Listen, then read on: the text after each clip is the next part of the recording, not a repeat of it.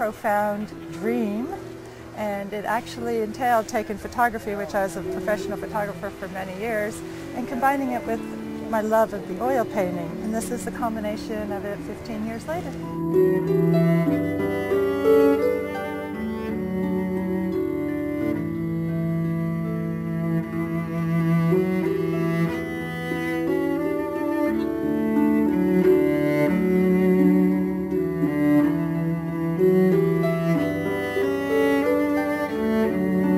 We're so excited about this, me and my partner Jeff.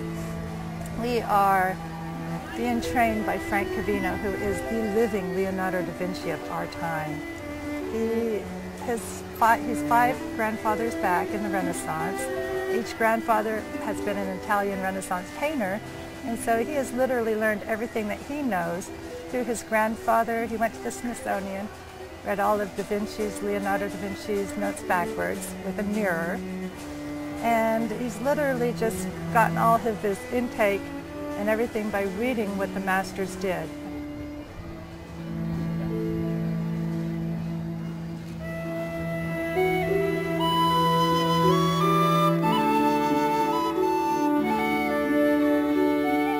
Well, if you look around, you can see that everything here is done in a fantasy style. And the great thing is you can bring your kids, your parents, you can even bring your animals, you know, your dog, your cat, whatever, and you get transformed into a fairy or a mermaid. It's otherworldly, and you look like you belong in a fairy tale book, a fairy tale storybook, and that is the appeal for me. I've had 3 paintings done so far, and I'm about to commission a 4th and possibly a 5th. Pretty special thing for Mother's Day? Yes, well, I only have 1 child. That was the only one I was able to have. So, and she's only going to be this age once. I'm going to enjoy it. And every Mother's Day, we are in here like clockwork, having Christine take beautiful pictures of us and doing paintings.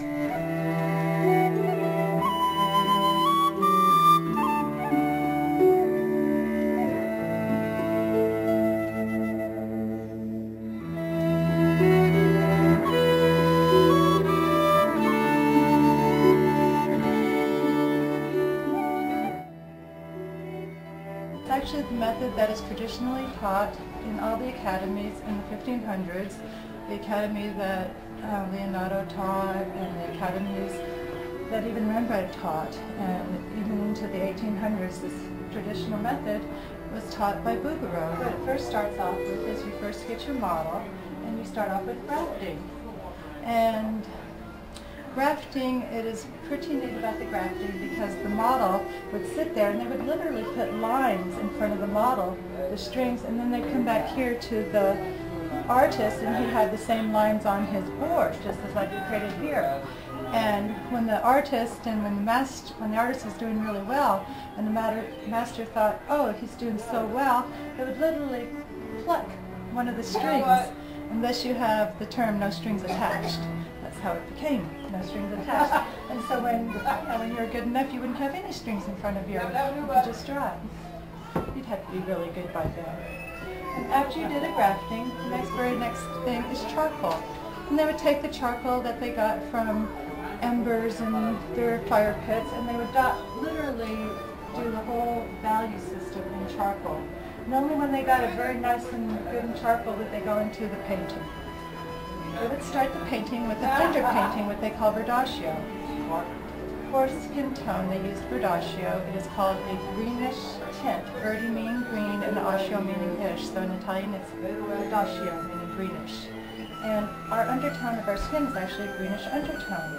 And after they did the underpainting, to create the undertone, they would start doing glazing. And the glazing is done with colored oils. You would take jars of oil and add a little bit of your pigments that you would get from the ground or from certain flowers, vermilion, and you would coat your painting where you wanted it with this colored glazing of oils. And they would do several coats and several glazings, and that way you get a sheen that you're going to see on the violin, and it gave the different textures of the outfits, and made it kind of feel like it's definitely more 3D, more glazings. And they had When somebody asked Titian how many glazings he would do, he said 40 on each painting. And he might have done 40 on each painting. That's a lot of glazing for each one. So each painting is its own individual one, so there's several glazings that were taking place. After the glazings, you would create a value palette, and literally the master, in reading from the master's notebooks, it would say that the master would have the students put 9 values of gray in front of them in a little jar. And then after they did the 9 values of gray, they would put 9 values of an orange color in front of them. And then they would take the 9 values of gray and the 9 values of the orange color and mix them so that you created a skin tone. And that is how you get the beautiful painted flesh tones. You would literally make a value palette that was very intricate, and especially for each and every skin tone. But that's why they walk off and want to give you a hug afterwards.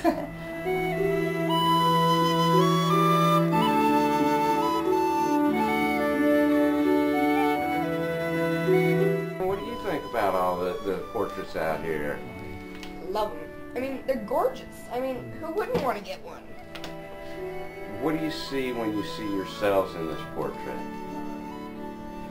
Fairy tales, magic. How about yourself? About your nature? Obviously. She did it to me.